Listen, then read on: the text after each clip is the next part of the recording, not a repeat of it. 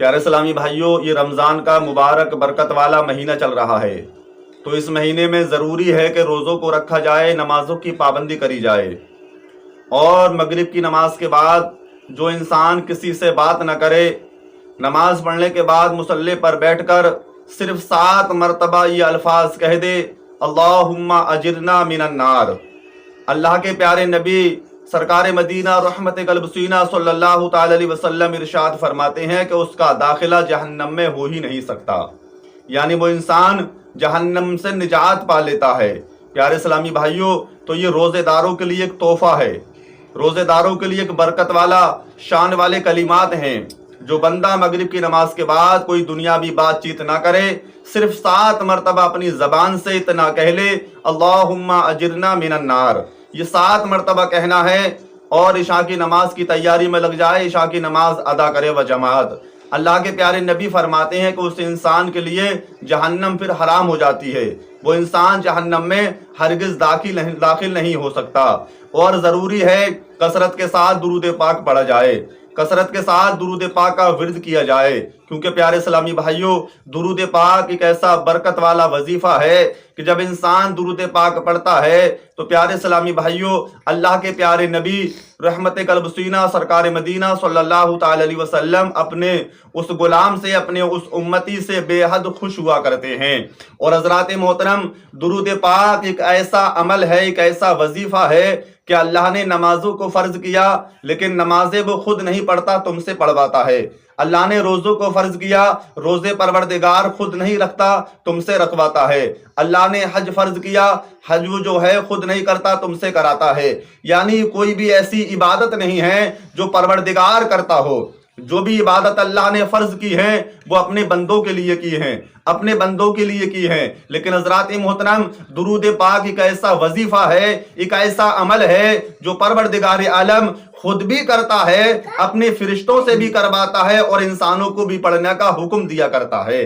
اللہ تعالیٰ کلام مقدس میں ارشاد فرماتا ہے، ان اللہ وملائکتہ یصلون علی النبی یا ایھا الذین آمنوا صلوا علیہ وسلموا تسلیما، کہ بے شک اللہ اور اللہ کے فرشتے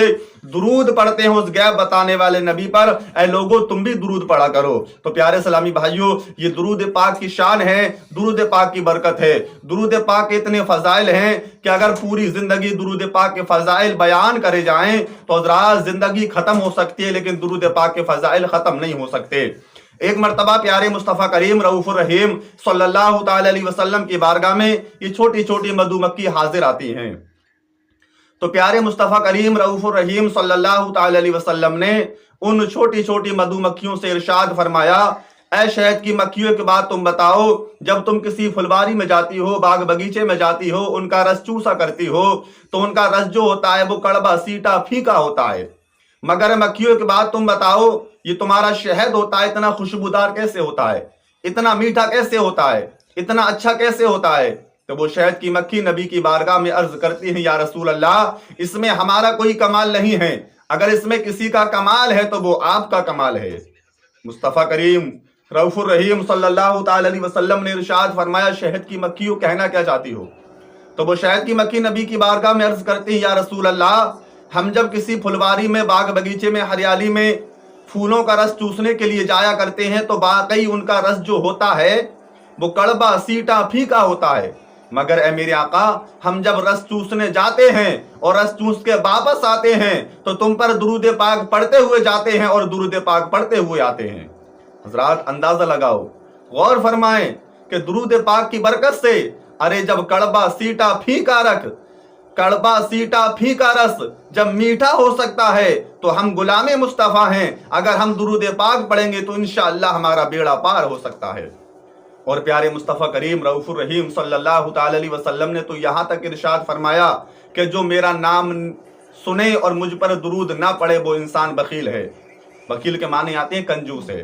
لیکن حضرات سنی مسلمان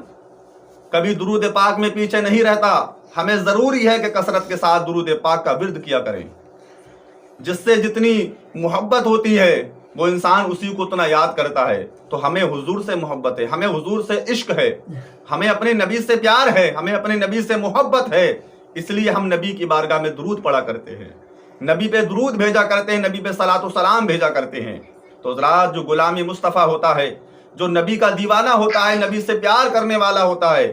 وہ درود پاک کثرت کے ساتھ پڑھا کرتا ہے، کثرت کے ساتھ درود کا ورد کیا کرتا ہے۔ تو پیارے اسلامی بھائیوں، یہ رمضان کا ماہ مبارک برکت والا شان والا مہینہ چل رہا ہے۔ اس مہینے میں ہمیں ضروری ہے کہ زیادہ سے زیادہ اللہ کی عبادت کریں، اللہ کا ذکر کریں، کثرت کے ساتھ اپنے نبی پر درود بھیجیں۔